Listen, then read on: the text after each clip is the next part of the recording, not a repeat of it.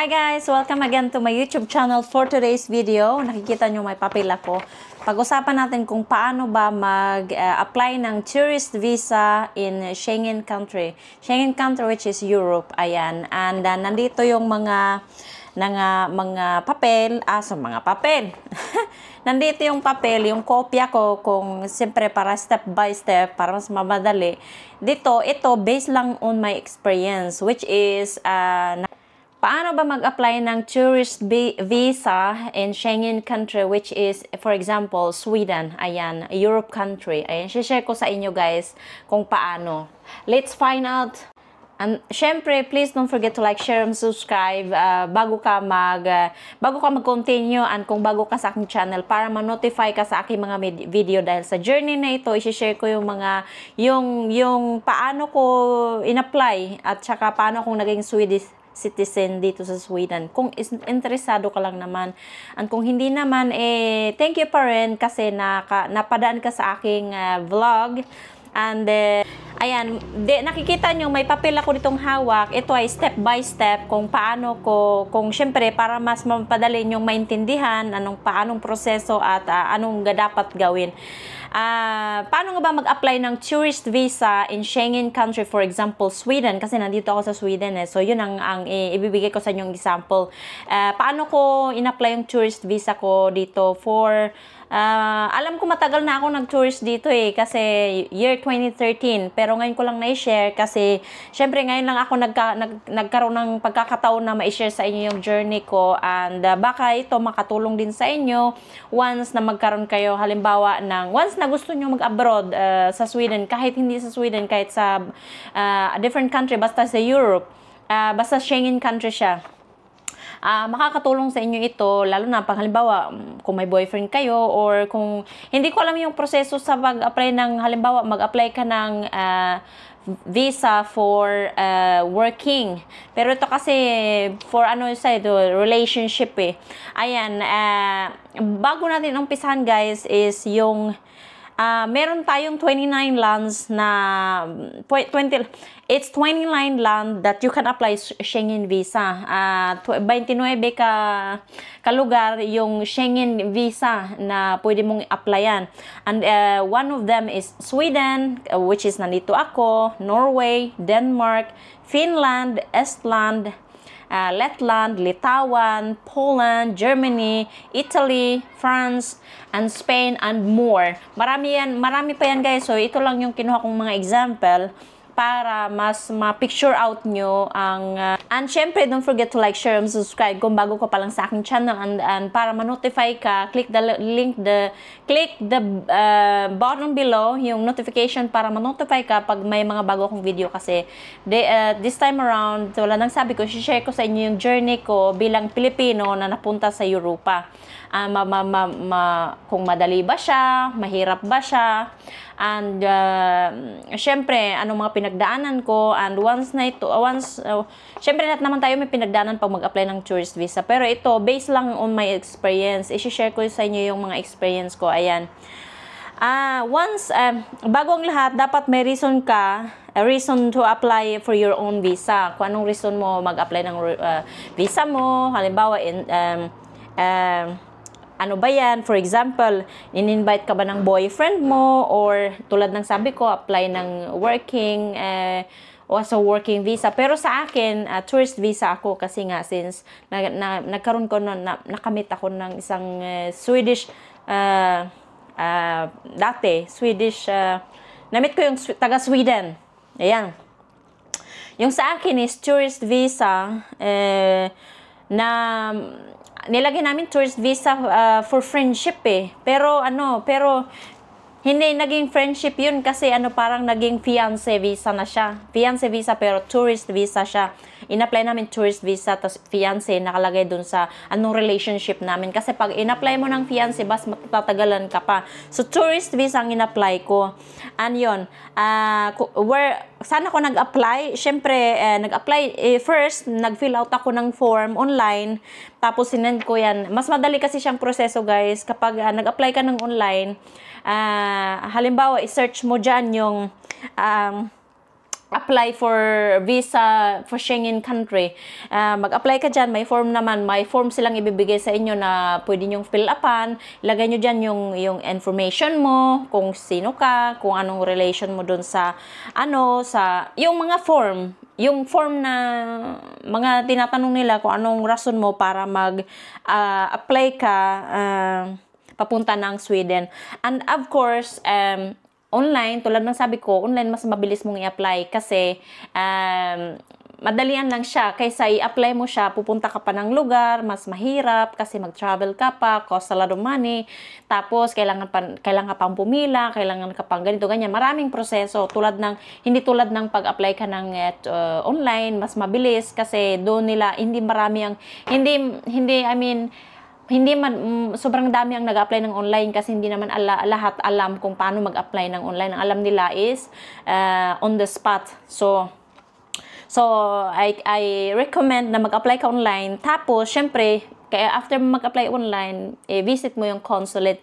Kasi sa atin guys, sa Pilipinas, ang meron lang sa atin na embassy, kapag once na mag-apply ka ng tourist visa sa Sweden, ang meron lang sa atin is consulate for Swedish embassy. So, consulate lang meron tayo, hindi yung kagaya ng ibang lugar na meron silang embassy, halimbawa German embassy, ganyan. So consulate lang meron tayo na which is nakalagay sa Cavite, sa Makati. Ayan, same na rin yung sound, charot. But anyway guys, apply niyo yung visa niyo online first, tapos mag-book kayo ng time for interview sa online din. Tapos yung visiting place nyo is Makati, which is Swedish Consulate in Manila. Bibigyan naman kayo niya ng email information kung saan at paano kayo makakarating doon. So may mga details, and once na after nyo nang i-submit yung application nyo sa inyong yung paruroonan, charot. And when do I apply? Ayan, make sure na kailan ka ba pwedeng mag-apply? Bago ka mag-apply ng visa, dapat siguraduhin mong alam mo kung anong klaseng visa ang applyan mo. Halimbawa, tourist visa, kung single entry ba yan, or working ba yan. And tsaka, syempre, make sure na may itinerary ticket, flight ticket ka, guys, na back and forth, yung may return flight. So, temporary ticket, which is called itinerary ticket na back and forth na meron ka. Dapat meron ka nun kasi pag wala ka nun, hindi ka nila basta-basta may process. Kasi 2 beses na po ako nag-apply ng visa, tourist visa, which is yung una, nag-apply ako ng tourist visa sa Austria naman yon. Austria, Schengen country din yun, pero Austria, which is located in Germany, malapit sa Germany. Kasi nga, dapat sa Austria ako mapunta since hindi ako nakapag-submit ng more documents dahil nga baguhan lang ako. So, hindi ako na-aprobahan. Hindi rin naman ako na-cancel or whatever. Hindi lang ako na-aprobahan. So, sana sayang ang pera ko. Pero, this time around, nung nag-apply ako ng visa sa Sweden, mas alam ko na kung paanong proseso. At syempre, with the help of, syempre, yung ex ko na may kaibigan na tinulungan din kami. Hindi madali. Kaya ngayon, i-share ko sa inyo ang proseso kung paano kami nag-apply ng visa. Kasi hindi po madali ang mag-apply ng visa, lalo na pag Europe country. Ayan, basta dapat lahat ng documents mo, meron ka. I-share ko sa inyo guys kung anong yung checklist, kung anong nga dapat na meron ka bago ka mag-apply ng visa. Isa na dyan is itinerary ticket na return ticket, back and forth. Ayan. For single entry, which is 90 days, which is 3 months. Ayan. Another question, how long is a visa valid? Gaano katagal ang visa valid? Ayan. Depende kung ilang days ka nag-apply. Ilang days mong in-apply, and most of them is 90 days single entry. Kagaya sa akin, 90 days, ang in-apply ko is 90 days, which is 3 months. So, nandito ako ng 3 months sa Sweden. After that, bumalik ako ng Pilipinas. Kahit gusto kong i-extend yung visa ko, bumalik ako ng Pilipinas kasi buntis nga ako and kailangan ko ng another kind of visa which is permanent residence. Which is good for 2 years kasi nga syempre manganganak ako. So, bumalik ako ng Pilipinas after 3 months. And ayan, longer stay. Ayan, tulad ng sabi ko, kung gusto mo mag-apply, halimbawa, nandito ka sa Sweden, 90 days ka na dito, gusto mong extend yung visa mo, pwede naman. Kaya lang, tulad ng sabi ko, yung, based on my experience lang, yung experience ko dito is hindi ako nag-apply ng another 90 days or whatever, 3-month or extension, hindi ko ginawa dahil nga bumalik ako ng Pilipinas dahil kailangan ko ng another visa which is permanent for 2 years. Dahil nga sa panganganak ko. So, yun. Pero pwede kang mag-extend. Pwede kang mag-extend. Hindi ko nga lang alam kung paano ang proseso. Pero, kapag mag-extend ka, mag-a-apply ka lang din no ng online. Kung saan kang country, halimbawa nasa Sweden ka, mag-apply ka online lang doon. I-extend mo lang kasi meron naman tayong immigration dito sa Sweden. Na pwede mong ipag-process yung extension mo. Pwede. Hindi ko lang alam kung magkano kasi sinabi ko na nga na hindi ko na experience yan. Ayan. How long does the application take to process? Ayan. Tulad ng sabi ko, yung sa akin guys, ito, a normal processing time for the visa application is 15 days. 2 weeks is equivalent to 2 weeks. Ayan, this period may be extended to up to 45 days. So, more than 1 month. Kapag, if a more detailed examination of the application and or additional documents are required. Tulad ng sabi ko, this is based on my experience. Nung nag-apply ako ng visa, matagal na to 13 or 12 or 13 years ago na. Nung nag-apply ako ng visa, nag-apply ako online. Ngayon, nag-book ako ng appointment, tapos at the same time, nung nag-apply ako ng visa, isinend ko yung application ko, nag-book ako ng appointment, tapos after 1 week guys, na-aprobahan ang visa ko. Kasi, yun nga, nung nag-appointment kami, kasama ko na yung ex ko, yung nag-apply, nag-invite sa akin na pumunta dito sa Sweden. Kasama ko siya nung nag-interview kami, kaya mas napabilis. So, 1 week lang siya, siguro mga 5 days lang yung, na-aprobahan ako ng visa ko. So, after nung, nakuha ko yung visa ko, nag-travel ako alone. After 2 weeks, nakuha ko yung visa ko, yung passport ko, kinolek ko yung passport ko, may na siya, may tatak na ng visa sticker, nakatatlak na siya. So, after 2 weeks, ayun, nag-travel ako alone, kasi nga, yung ex ko, bumalik na siya ng Sweden.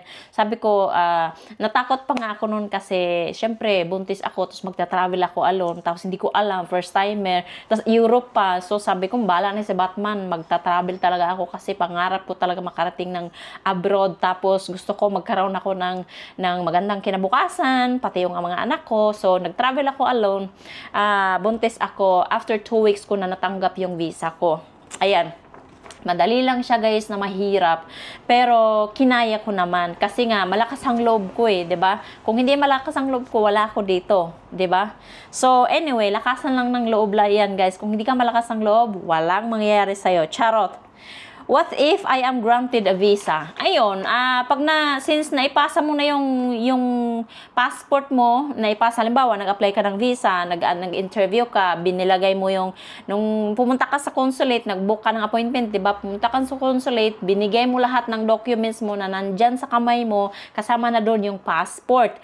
Syempre, pag ang passport mo nasa consulate, once na ma-approve ka, ayan, may tatak na yan na sticker as tourist visa. Ayan, tatakat nila yan. Ipapakita ko. Hindi ko pala pwede ipakita, guys, kasi privacy ko yun But anyway, yung passport niyo, once na aprobahan kayo ng visa, tatakan nila yan ng tourist visa for 90 days. Ayan, 90 days lang ang nakalagay doon. Ay, parang yan yung basta 90 days na Yan lang yung maximum na mapwede nilang ibigay once mag-apply ka tourist as tourist na invite ka ng boyfriend mo or whatever you call it. Charot. But anyway guys, controls of the border. Ayan. Yung about naman, halimbawa, travel ka na no, kasama, meron ka ng visa, magta-travel ka na abroad. Yung control sa border, sa immigration, sa airport, kailangan mong syempre meron kang visa, yung passport mo na may tatak na visa, walang problema yun kapag walang problema.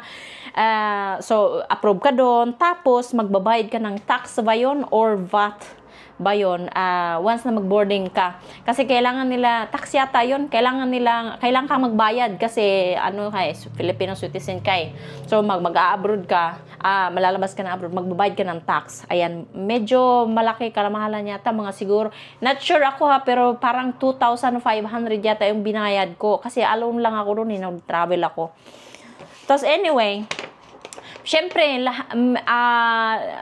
yung ticket mo kasama mo, passport mo, ticket mo, tsaka, yun, isasabihin ko yung checklist, guys, yun, in the end, anong mga checklist ang kailangan mo para mag-apply ka ng Schengen visa sa Europe country. Ilalagay ko doon. But anyway, guys, what if yung application ma-reject? Sa akin kasi hindi ako na-reject kasi nakakuha ako ng tourist visa.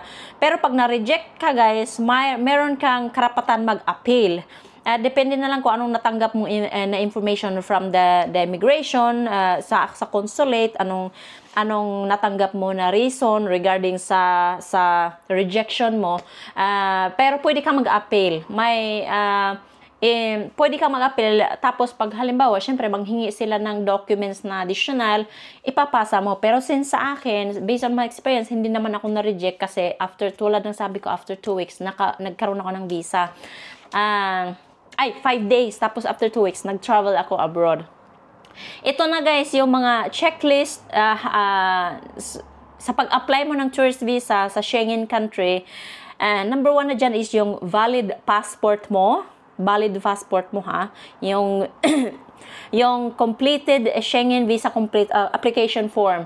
Yun yung in-apply mo pala ng application form online, kailangan may copy ka doon, dala-dala mo yun pag pumunta ka na ng appointment mo kasi iyan hinihingi, original yan eh, yan yung hinihingi nila.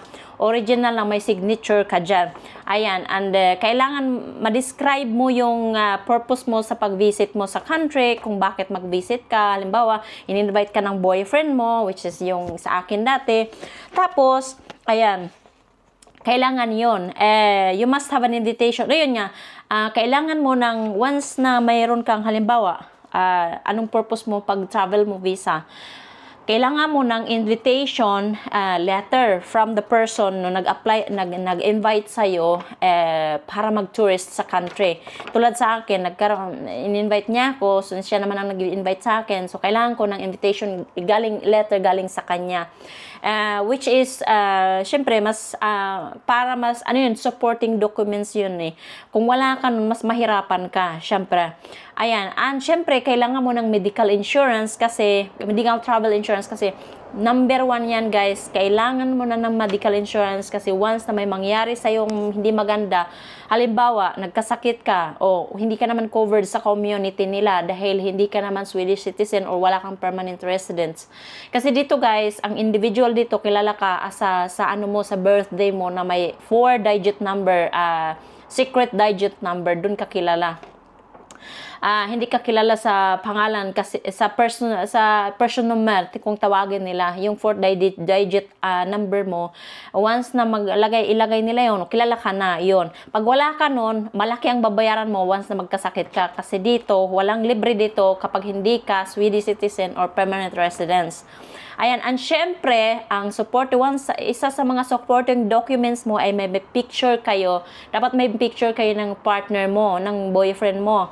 Kaya bago ka mag-apply ng tourist visa, dapat nag-picture kayo, yung ng partner mo, jowa mo, kung saan kayong lupalop ng mundo kasi isa yan sa proof na maaprubahan ka ng visa. Kahit anong picture yan, basta magkasama kayo na sweet kayo kasi supporting documents din yan. Ayan. Napakahalaga ang supporting documents, guys, pag nag-apply ka ng tourist visa as na in-invite ka ng jowa mo. Ayan. And syempre, kailangan mo ng pocket money, guys, kasi pag wala kang pocket money, paano ka kakain while nagda-travel ka, 'di ba? Sabihin natin may pera ka, may magpakain kayo, may magpakain sa iyo pagdating sa abroad, pero kailangan mo rin ng extra money sa pocket mo kasi once na mabulalaso, kailangan mo na magutom ka, kailangan mo na may makain kahit papano, at least meron kang pocket money. Hindi naman kalakihan kasi nandun na yun sa application kung sino yung magsusuporta sa'yo while nasa abroad ka which is yung nag-invite sa'yo. Ayan. And syempre, tulad ng sabi ko kanina, itinerary flight ticket for 90 days, a single entry visa, traveling alone is very important. Kasi pag wala dyan, hindi doon sa application mo, sa appointment mo, kung wala yun, magkulang ka ng documents. Ayan. And syempre, payment sa visa mo na pinag-apply mo. Nag-apply ka ng online, pwede ka naman dun magbayad. Pwede ka naman magbayad on the spot. Pero mas maganda magbayad ka online para mas mabilis ang proseso. Ayan. And cost nung nagbayad ako noon siguro mga 5,000, between 5 to 10,000 yung binayaran ko sa visa ko. Pero hindi naman ako yung nagbayad noon. Yung nagbayad ko sa akin noon, yung nag-invite sa akin. Charos, bakit ako magbabayad? Wala naman akong pera, char. But anyway, guys, sana may natutunan kayo sa videong ito, sa pag-share ko sa inyo ng aking journey, kung paano ko nag-apply ng tourist visa, and more on pa, guys, gagawa pa ako ng mas marami pa, paano ako nag-apply ng permanent, paano ako nag-apply ng ng citizenship dito sa Sweden, ano mga benefits ang nakukuha ko, paano ang buhay ko bilang Filipino OFW dito sa Sweden. Ay, hindi ko naman matawag na OFW ako kasi hindi naman ako nag-working dito visa But anyway, guys, OFW pa rin niya, whatever. OFW, balikbayan na person, same pa rin yan, Pilipino pa rin tayo. Charot. Ayan, guys, kung meron kayong gustong malaman about sa mga journey ko, kung meron kayong gustong malaman meron kayong questions, don't hesitate na mag-comment kayo dyan sa baba para mabasa ko, gagawa ko ng video. Malay nyo, masagot ko yung mga tanong nyo, 'di ba? Ayan. Again, guys, thank you guys again for watching, and sana nakatulong ito sa inyo yung aking checklist, yung aking kung paano mag-apply ng tourist visa in Sweden. Ayan, that's it for today's video, guys, and please don't forget to like, share, and subscribe, and thank you guys again for watching. Bye for now.